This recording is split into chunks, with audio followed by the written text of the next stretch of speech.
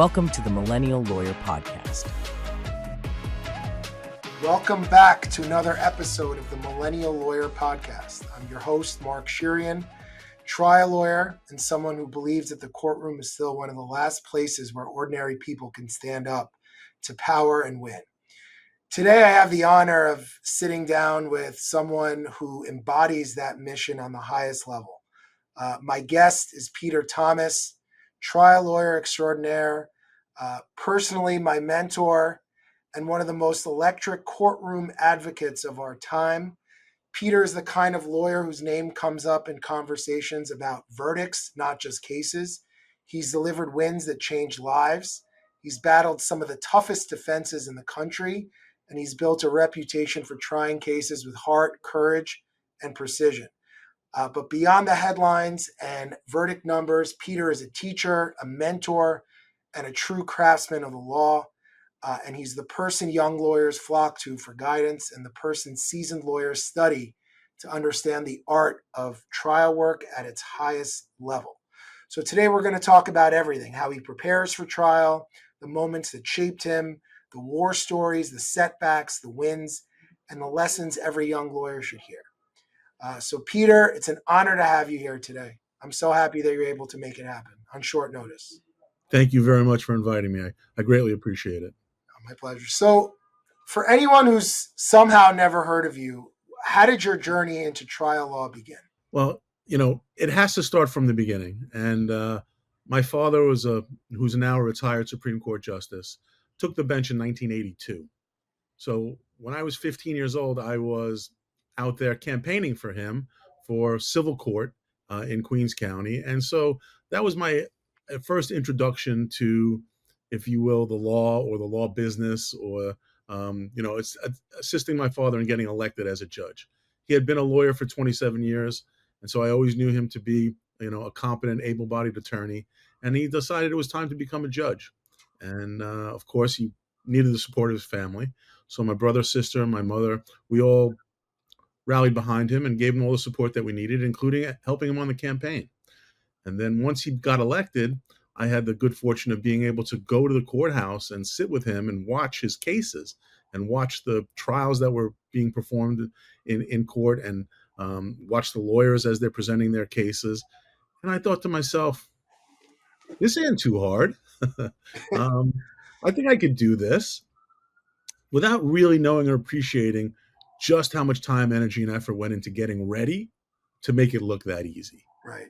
So I assume your father was one of your earlier influences that shaped you into being a trial lawyer today. Absolutely. I was either going to be a rock star, an astronaut, or a doctor. Somehow I ended up as a lawyer. So, and just like you, my brother is a lawyer. I work with him. What's that like, also having a brother who's also a lawyer as well? Well, he's not just my brother. Yes, he's my brother, but he's my twin brother, my identical twin brother, 10 minutes younger. I'll always have 10 minutes on him. But my brother Daniel, he's also a fantastic attorney. He's actually, and I will say, he's a better attorney than me. And the reason I say that is because his attention to detail is like none other. I'm a take it and go kind of guy. He's a take it and spend hours researching, dotting I's, crossing T's, unturning every stone, get every bit of information. And I think that a lot of that had to do just with where we started out. I started out on Court Street in Brooklyn for a firm called Rubenstein and Flato. And my brother started out at a Long Island white shoe firm doing medical malpractice work. Speaking of Rubenstein, so that's Sanford Rubenstein. Yes, correct? Sanford Rubenstein, exactly. He's my mentor as well, as you know, and you've already in private have told me that he really was the one who gave you a shot. And quite frankly, he's really been very influential in my life and my career. How did, could you just go into that a little bit? How did Sandy Rubenstein impact your career as an attorney early on? Sure. Well, before I get to him, I can tell you that I didn't work as a lawyer during the summers in law school. I worked as a lifeguard because I never really thought I was going to actually practice law. I had other opportunities and other ambitions. So I just sort of, fudged it, if you will, through law school. And then when I realized that, I went ahead and I went through law school, I took the bar, I passed the bar, I got to give this a shot. And I went and I interviewed at a bunch of different firms, figuring that with my connection in the family, that it might open some doors. And it did. And I interviewed at a bunch of white shoe firms. And I said at every single interview, how long before I get into a courtroom? How long before I can start trying cases? And they all virtually did the same thing. They laughed. They laughed. Oh, no, we have associates here who've been here 10, 15 years, and they don't see a courtroom. It's only the top lawyers in the office that ever go to court. You're going to stay in the office. You're going to do motions. You're going to do research. You'll do depositions if you're lucky. I mean, that was the kind of response I was getting. And I said, all right, I need to readjust my focus. I ended up speaking with a family friend named Harvey Werbel. And Harvey Werbel was part of a firm called Werbel, and Strauss. That was the name of the firm. And when I spoke to Harvey and I told him about my frustrations about interviewing at these white shoe firms, he said, what are you doing with that for? He says, you want to be in the courtroom? Go to Court Street. There's more lawyers per square inch on Court Street than anywhere else in the world. That's where you need to go. And he said, and by the way, I was just on the phone with one of them. His name is Sanford Rubenstein. Why don't you give him a call? So I called and made an appointment to come in and for the interview. And I went to Court Street and I walked into the lobby of the building and I saw all these suits and ties going up and down. And you could tell the directory just loaded with lawyers. Every floor had lawyers. So I went and I made an appointment and I got a chance to meet Sanford. And he took me into his office and he said to me, how'd you hear about me? I said, I got your name from Harvey Werbel. He said, I heard your father's a judge. I said, yes. He says, all right, go to court and try this case. And he reaches on his desk and he pulls out a file and he hands it to me. And I was stunned. I don't know how else to describe it. I was just in shock. I said, wow. Wait a second. Don't you want to talk? Don't you want to know a little bit about me? Don't you want to, maybe I can second seat another lawyer? He says, your father's a judge. I said, yes. In Queens. I said, yes. He goes, this case is in Queens. Go. Sounds like Sandy. So it wasn't much of an interview initially. And then before I left, I said to him, can we talk about salary? Because I had been interviewing at these white shoe firms that were starting at $90,000 to $100,000. He said to me, did you see my ad in the Law Journal? And I said, no, I got your name from Harvey Werbel. And he said, all right, I'll start you at $25,000. And that was not a number that I would ever was thinking about because all the other numbers were so much higher. But I also had a file in my hand that he's sending me to court to try a case on Monday. This is Thursday. Right. So I walk out and I go into the waiting room and I see that there's a Law Journal in the waiting room. So I picked up the Law Journal and I see that he's advertising the job starting at $47,000.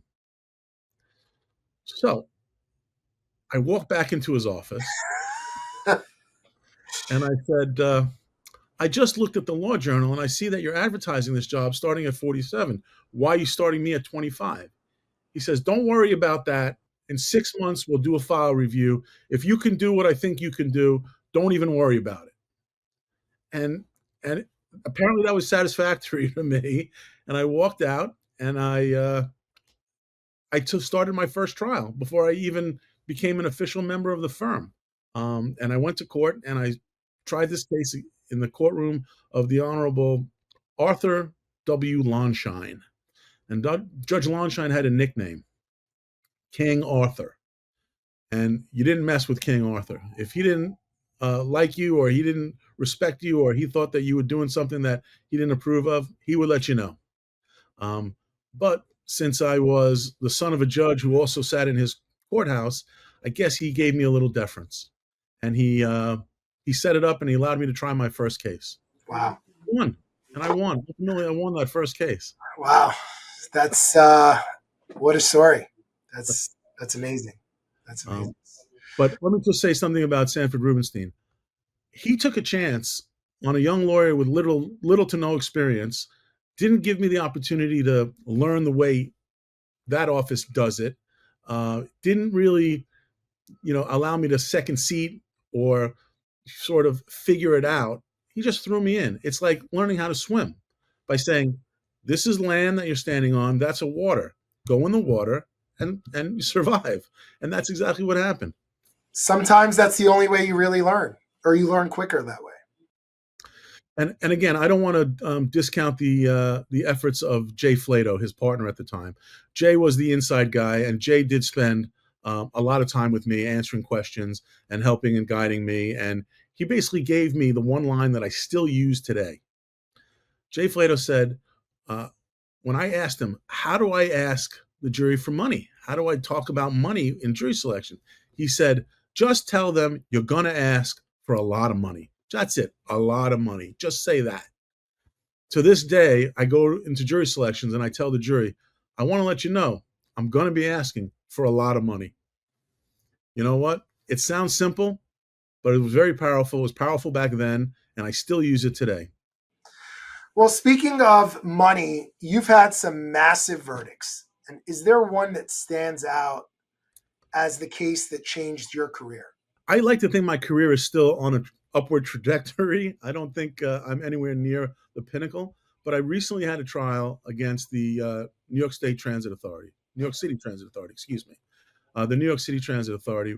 And I represented two plaintiffs, one who had lost his arm and the other had lost his leg, both highly intoxicated, both passed out on the subway tracks, and both struck by a subway train at the Spring Street station, the downtown number 6 train.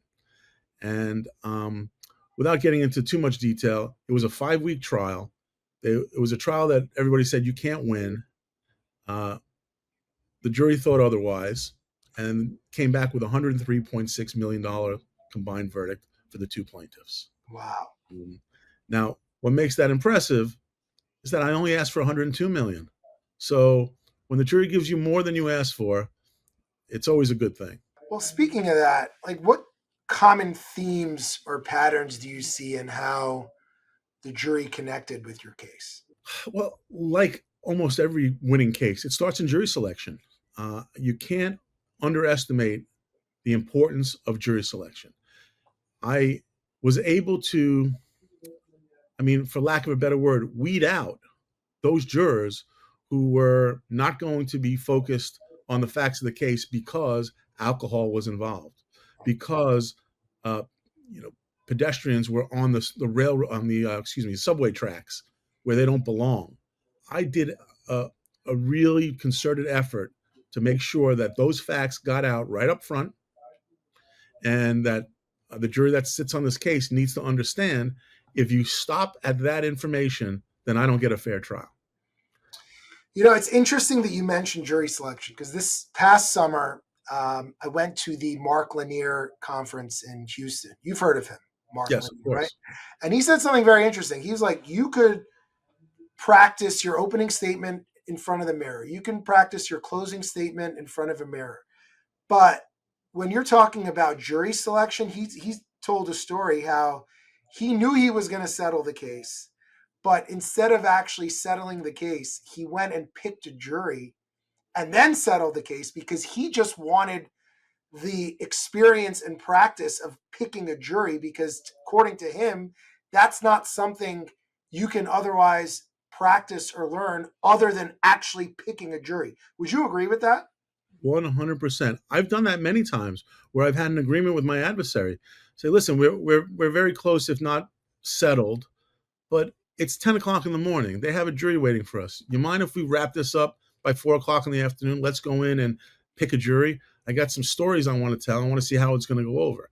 And that's how I pick a jury. I don't sit there and read notes to them. I tell them stories, and those stories then are the catapult for getting into the details and facts of my case, just by telling the story and using those themes to weave in throughout the course of the trial.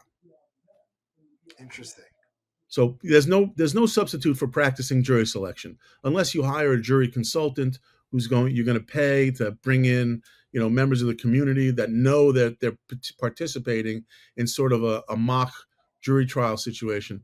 But to actually get real jurors from the community without letting them know that the case is basically done and you're just going to go in there and continue to hone your skills. I'm sure the state of New York doesn't want to pay jurors for us to get that kind of practice, but the reality is that's doable in certain circumstances. Yeah.